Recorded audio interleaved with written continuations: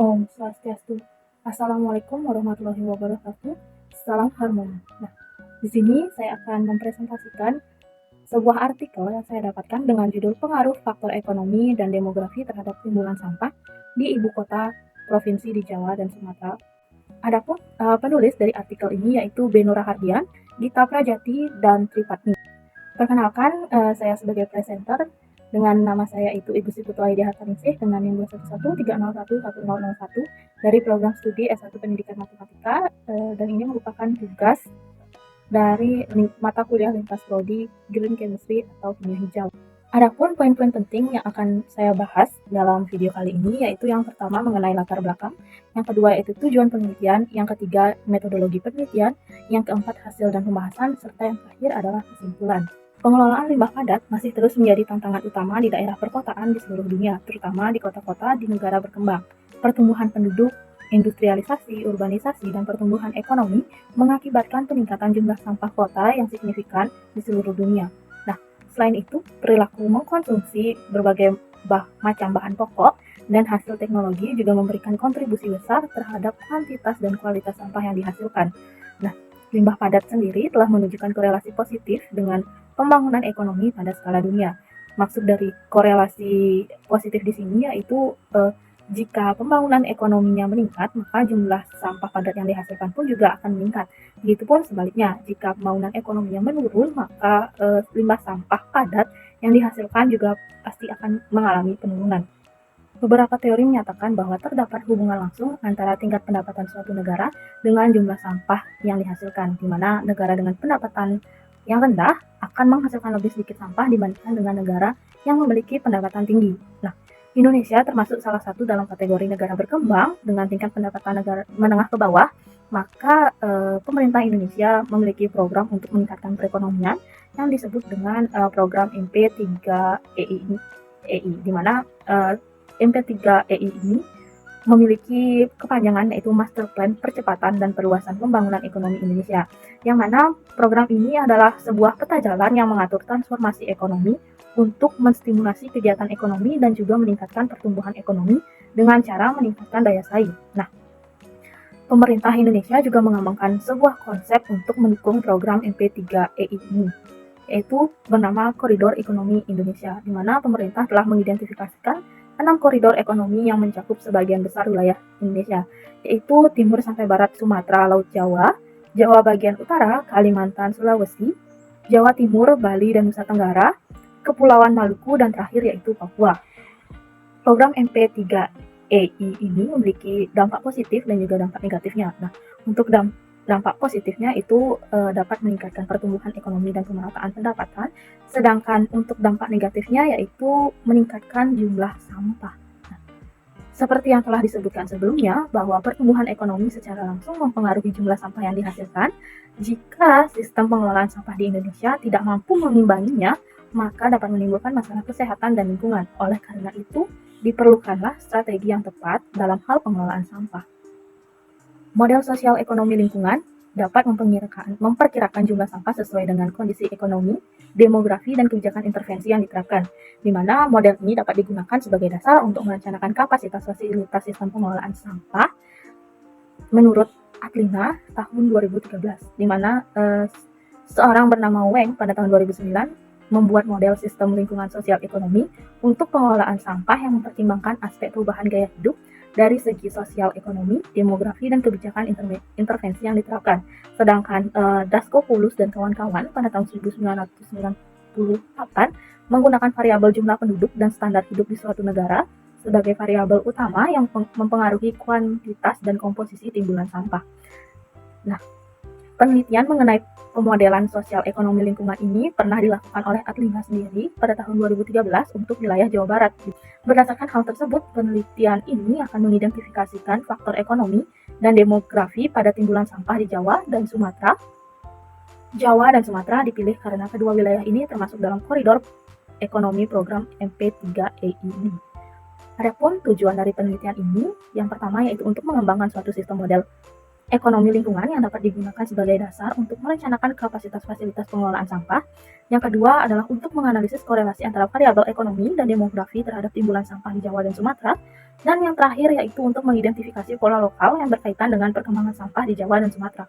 Demikian. Kota-kota yang termasuk dalam cakupan wilayah penelitian ini yaitu Banda Aceh, Medan, Pekanbaru, Padang, Palembang, Bengkulu, Jambi, Pangkal Pinang, Tanjung Pinang, Bandar Lampung, Serang, DKI Jakarta, Bandung, Semarang, Yogyakarta, dan Surabaya.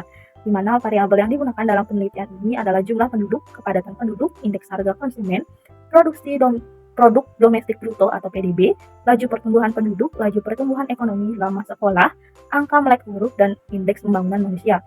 Pengumpulan data dilakukan di tingkat provinsi dan kota. Sedangkan untuk pengumpulan data sekunder difokuskan pada data-data yang berkaitan dengan kependudukan, pertumbuhan ekonomi, sosial, dan lingkungan. Pengumpulan data dilakukan dengan mendapatkan data dari dinas-dinas terkait seperti BPS, Badan Pusat Statistik, dan Dinas Kebersihan. Lalu kemudian data akan diolah secara statistik dengan menggunakan perangkat lunak statistik dari IBM SPSS Statistik 20. Masih dalam metodologi penelitian, adapun evaluasi tipologi, klasifikasi kota dianalisis dengan menggunakan analisis cluster, analisis kuadran, dan analisis tipologi kelas. Analisis cluster digunakan berdasarkan timbulan sampah, karakteristik kota, dan aktivitas ekonomi. Setelah mendapatkan cluster dari ketiga analisis tersebut, maka dilakukanlah analisis ANOVA dan analisis diskriminan untuk mengetahui perbedaan antar cluster yang kemudian hasil pengelompokan kota tersebut berdasarkan timbulan sampah akan dibandingkan dengan SNI. Selanjutnya yaitu untuk klasifikasi kota juga dapat dilakukan dengan menggunakan analisis kuadran dan tipologi kelas. Analisis kuadran membandingkan hubungan antara kepadatan penduduk dan timbulan sampah, sedangkan analisis tipologi kelas digunakan untuk mengetahui gambaran pola dan struktur pertumbuhan ekonomi masing-masing kota. Kemudian untuk mengetahui pola timbulan sampah dari masing-masing kota, dilakukanlah perbandingan hasil dari analisis cluster, analisis kuadran, dan tipologi kelas. Untuk mengetahui keterkaitan antara indeks harga konsumen, produk domestik bruto berdasarkan harga konstan, dan jumlah penduduk terhadap timbulan sampah, maka dilakukanlah analisis regresi. Nah, uji model yang digunakan dalam penelitian ini sebagai baseline untuk pengelolaan sampah yaitu pemilik uji Daskalopoulos dan kawan-kawan yang pada tahun 1998 memproyeksikan sampah dengan mengaitkannya dengan hasil konsumen yang telah dibagi berdasarkan jenis konsumsinya. Model persamaan tersebut digambarkan dalam persamaan 1. Seperti yang kalian bisa lihat pada slide, MSW atau Municipal Solid Waste sama dengan beta dikalikan dengan RTCEM, di mana MSW sendiri adalah timbulan sampah dan RTCE adalah total pengeluaran konsumsi dengan beta sebagai koefisien dari masing-masing variabel. Nah, sementara itu untuk model Khajuria dan kawan-kawan memproyeksikan timbulan sampah berdasarkan jumlah penduduk, PDB, dan tingkat buta huruf. Nah, untuk model Khajuria ini dapat digambarkan pada persamaan 2 yang kalian bisa lihat sendiri, yaitu waste generation sama dengan alpha ditambah beta 1 dikalikan dengan X1 ditambah beta 2 dikalikan dengan X2, lalu ditambahkan dengan beta 3 dikalikan dengan X3. Nah, di mana WG sendiri adalah waste generation yang jika di bahasa Indonesia kan juga memiliki arti timbulan sampah, sedangkan X1 adalah jumlah penduduk, X2 adalah PDB, X3 adalah buta huruf, di mana B sebagai koefisien dari masing-masing variabel dan alfa sebagai konstanta. Nah, model Khajuria ini mengalami pengembangan sehingga dimasukkanlah pertumbuhan ekonomi dan angka buta huruf di dalam persamaan modelnya, yaitu menjadi model persamaan 3, di mana waste generation sama dengan A ditambah dalam kurung B1 dikalikan X1 ditambah B2 dikalikan X2 ditambah B3 dikalikan X3 ditambah B4 dikalikan dengan X4 dan terakhir B5 ditambah B5 dikalikan dengan X5. Nah, untuk waste generation itu adalah timbulan sampah. X1, X2, X3 itu masih sama seperti pada model 2. Sedangkan di sini yaitu X4 adalah lama sekolah dan X5 itu adalah pertumbuhan ekonomi. Sementara A adalah konstanta dan B adalah koefisien dari masing-masing faktor. Nah, proyeksi timbulan sampah dapat dilakukan berdasarkan persamaan diskriminan yang diperoleh dari analisis diskriminan. Proyeksi timbulan sampah dilakukan setiap 5 tahun sekali. Kita masuk ke hasil dan pembahasan. Nah, evaluasi tipologi kota, yaitu klasifikasi kota berdasarkan kegiatan ekonomi. Kelompok kota dengan kegiatan ekonomi yang berfokus pada industri atau perdagangan merupakan kota dengan produksi sampah yang cukup tinggi. Sedangkan untuk kelompok kota dengan kegiatan ekonomi yang berfokus pada perdagangan atau perkebunan, memiliki produksi timbulan sampah yang sedang, dan kemudian kelompok kota dengan aktivitas ekonomi yang berfokus pada pelabuhan atau perdagangan memiliki produksi timbulan sampah yang paling rendah. Nah, analisis diskriminan menunjukkan bahwa terdapat 3 variabel yang membedakan antara kelompok-kelompok tersebut, yaitu kepadatan penduduk, indeks harga konsumen, dan pertumbuhan ekonomi. Gambar 1 atau gambar yang kalian bisa lihat pada slide itu adalah peta klasifikasi kota berdasarkan aktivitas ekonomi untuk masing-masing kota. Sedangkan untuk analisis tipologi klase, seperti yang ditunjukkan pada gambar selanjutnya atau gambar 2 yang terlihat pada slide itu, mendapatkan hasil berupa pola-pola, di mana pola A adalah daerah yang cepat maju dan cepat tumbuh, yaitu kota-kota yang memiliki pertumbuhan ekonomi yang lebih tinggi dibandingkan dengan kota-kota di Pulau Jawa dan Sumatera. Nah, kota-kota yang termasuk dalam pola A itu memiliki rata-rata pertumbuhan ekonomi sebesar 0,63% dan rata-rata RB sebesar 14,67 juta. Nah, adapun kota-kota yang termasuk dalam pola ini adalah Bandung, Serang, Medan, Palembang, Tanjung Pinang, Bengkulu, dan Jambi. Nah, timbulan sampah yang dihasilkan oleh kelompok kota ini adalah sebesar 3,281 per hari. Nah, yang kedua yaitu pola B. Pola B adalah daerah yang berkembang pesat dengan pertumbuhan ekonomi menengah. Kota yang termasuk ke dalam kota B memiliki rata-rata pertumbuhan ekonomi sebesar 7,11% dan rata-rata PDRB sebesar 257,86 juta. Nah, DKI Jakarta dan Surabaya termasuk dalam pola ini, di mana rata-rata timbulan sampah kelompok ini adalah 3,51 per hari. Sedangkan daerah yang tinggal dengan timbulan sampah sebesar 3,22 per hari, di mana kota ini memiliki pertumbuhan ekonomi rata-rata 5,49% dan PDRB rata-rata sebesar 8,63 juta. Nah, kota-kota yang termasuk dalam pola C ini ada Yogyakarta, Banda Aceh, Pekanbaru, dan Bandar Lampung, Pangkal Pinang, dan Padang. Selanjutnya adalah pola D, di mana pola D adalah daerah yang tumbuh dengan tertekan, dengan PDRB yang tinggi namun laju ekonominya yang rendah. Kota yang termasuk dalam pola ini adalah rata-rata pertumbuhan ekonomi sebesar 6,41% dan rata-rata PDRB sebesar 48,46 juta. Kota Semarang termasuk ke dalam pola ini dengan rata-rata produksi timbulan sampah kelompok kota ini adalah 3,41 per hari.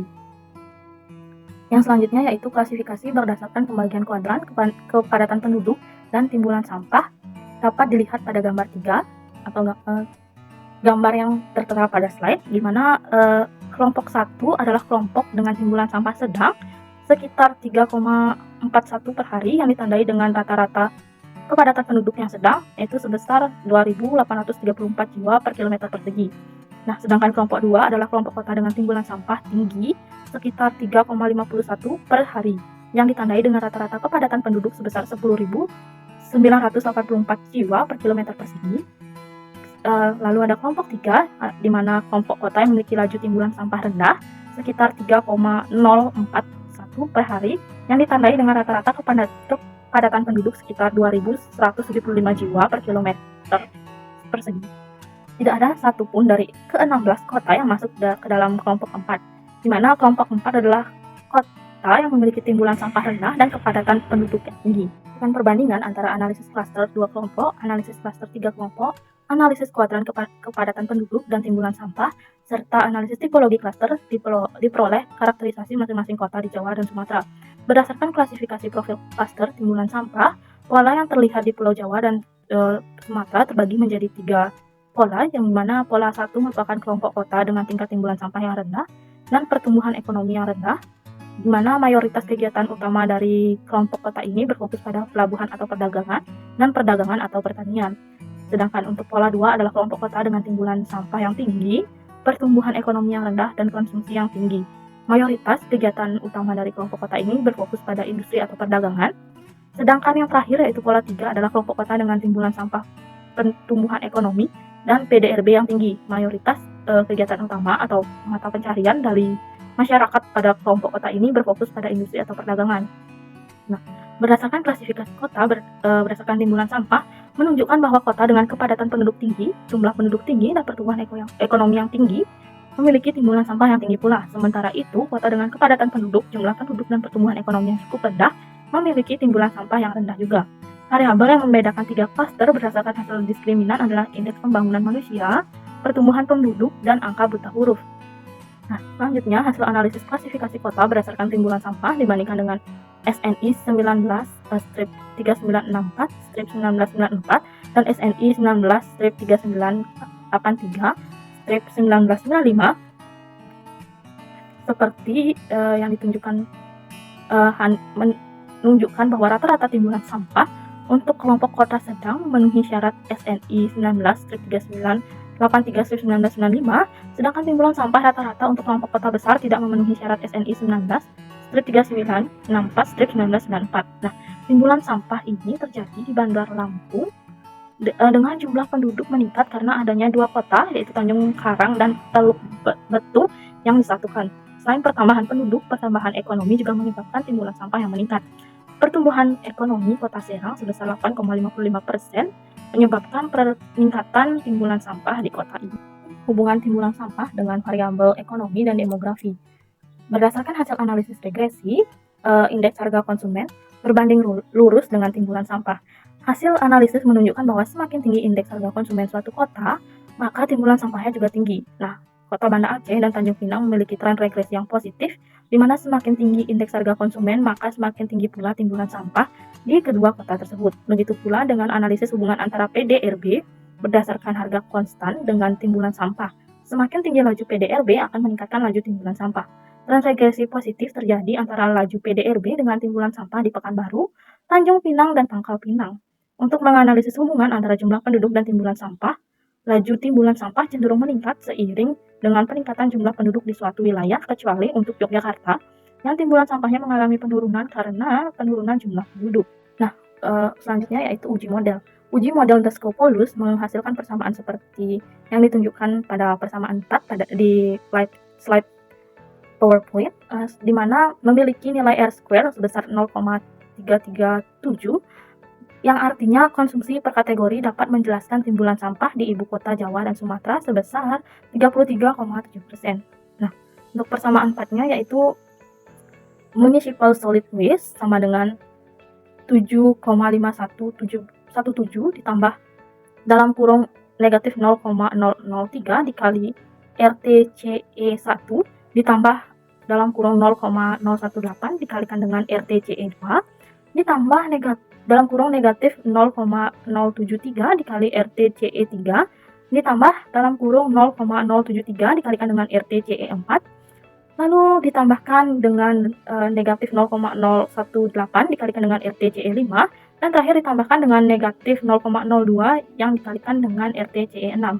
Sementara itu untuk uji model Kajuria menghasilkan persamaan 5, di mana model Kajuria memiliki nilai R-square sebesar 0,219 yang berarti jumlah penduduk, PDRB, dan lama sekolah dapat menjelaskan timbulan sampah di ibu kota Jawa dan Sumatera sebesar 21,9%. Untuk persamaan 5-nya yaitu waste generation sama dengan 14,66 ditambah dalam kurung 2,889 dikalikan dengan 10 pangkat negatif 7 dikalikan dengan X1 ditambah dalam kurung negatif 6,112 dikalikan dengan 10 pangkat 9 dikalikan lagi dengan X2 lalu ditambahkan lagi dengan dalam kurung negatif 0,859 dikalikan dengan X3. Nah, model Kajuria juga mengalami pengembangan seperti pada hasilnya terlihat pada persamaan 6, di mana model tersebut memiliki R-square sebesar 0,458, di mana ini berarti total populasi, PDB, lama sekolah, tingkat literasi, dan pertumbuhan ekonomi bisa menjelaskan timbulan sampah kota di Jawa dan Sumatera. Untuk persamaan 6-nya yaitu waste generation sama dengan 0,859 ditambah dalam kurung 2,66 dikali 10 pangkat 7 pangkat negatif 7 dikalikan dengan X1 ditambah dengan 5,84 dikalikan dengan 10 pangkat 9 dikalikan dengan variabel X2 lalu kemudian ditambahkan lagi dengan negatif 1,478 dikalikan X3 ditambah lagi dengan 0,198 dikalikan dengan X4 dan terakhir ditambahkan dengan negatif 0,061 yang telah dikalikan dengan X5. Nah, proyeksi timbulan sampah per 5 tahun ke depan diperoleh dengan menggunakan persamaan diskriminan seperti yang ditunjukkan pada persamaan 7. Nah, Persamaan tersebut digunakan untuk mengklasifikasikan klaster prediksi timbulan sampah di masing-masing kota di masa mendatang. Adapun persamaannya itu Z sama dengan negatif 12,906 X1 ditambah 13,793 X2 ditambah negatif 2,023 X3 ditambah 1,932 dikalikan X4 ditambah negatif 1,166 dikalikan X5 ditambah 1 negatif 1,559 X6 ditambah negatif 0,774 dikalikan X7 dan 2,74 X dikalikan X8 ditambah dengan 0,32 X9 sebagai persamaan 7. Nah, di mana Z ini merupakan skor diskriminan, X1 adalah jumlah penduduk, X2 adalah PDB, X3 adalah indeks harga konsumen, X4 adalah pertumbuhan ekonomi, X5 adalah kepadatan penduduk, X6 adalah pertumbuhan penduduk, X7 adalah lama sekolah, dan X8 adalah indeks pembangunan manusia, serta yang terakhir yaitu X9 adalah angka melek huruf. Peningkatan timbulan sampah per 5 tahun ke depan dapat dihitung dengan persamaan 8 sebagai ringkasan dari semua model yang telah dipaparkan tadi, di mana total timbulan sampah itu sama dengan total populasi dikalikan rata-rata timbulan sampah di setiap klasternya. Gambar 5 adalah gambar yang menunjukkan peningkatan timbulan sampah dalam 5 tahun ke depan. Terakhir yaitu kesimpulan. Hasil klasifikasi kota dengan melakukan analisis klaster, analisis kuadran, dan analisis tipologi klaster menunjukkan terdapat 3 pola timbulan sampah di 16 kota di Jawa dan Sumatera, yaitu pola 1 untuk timbulan sampah rendah dengan aktivitas ekonomi pelabuhan atau perdagangan, dan pola 2 untuk timbulan sampah tinggi dengan pertumbuhan ekonomi rendah dan aktivitas ekonomi industri atau perdagangan, dan terakhir yaitu pola 3 untuk timbulan sampah tinggi dengan pertumbuhan ekonomi tinggi dan aktivitas industri atau perdagangan. Sedangkan pola 4 adalah timbulan sampah yang tinggi dengan pertumbuhan ekonomi tinggi dan aktivitas industri atau perdagangan. Variabel yang berpengaruh terhadap timbulan sampah di 16 kota di Jawa dan Sumatera adalah pertumbuhan ekonomi, kepadatan penduduk, PDRB, dan jumlah penduduk. Nah, uji model Daskopoulos yang telah dilakukan menunjukkan bahwa timbulan sampah di 16 kota di Jawa dan Sumatera hanya mampu menjelaskan sebesar 33,7% oleh hasil konsumsi pada subkategori. Sedangkan uji model Kaju timbulan sampah di 16 kota di Jawa dan Sumatera mampu dijelaskan sebesar 21,9% oleh produk domestik bruto, jumlah penduduk, dan angka buta huruf. Setelah mendengarkan penjelasan saya tadi, dapat diketahui bahwa baik model Kajuria maupun model Daskopoulos memang tidak ada yang 100% akurat untuk menghitung pengaruh faktor ekonomi dan demografi terhadap timbulan sampah di 16 kota di Jawa dan Sumatera. All models are wrong, but some are useful. Itu terkadang memang benar, dan itu sendiri telah dibuktikan melalui artikel tadi. Jika semua model itu adalah salah, tetapi model-model tersebut dapat berguna walaupun tidak 100% benar. Nah, untuk menutup presentasi kali ini akan saya tutup dengan sebuah pantun, di mana yaitu jalan-jalan ke Australia, jangan lupa mampir ke Universitas Queensland. Nah, terima kasih atas perhatiannya, and see you in another presentation. Sekian presentasi dari saya. Jika ada kekurangan maupun kesalahan kata ataupun kekurangan penjelasan dari artikel yang saya review, saya mohon maaf. Dan saya akhiri dengan parabel Santi. Santi. Wassalamualaikum warahmatullahi wabarakatuh. Salam harmoni.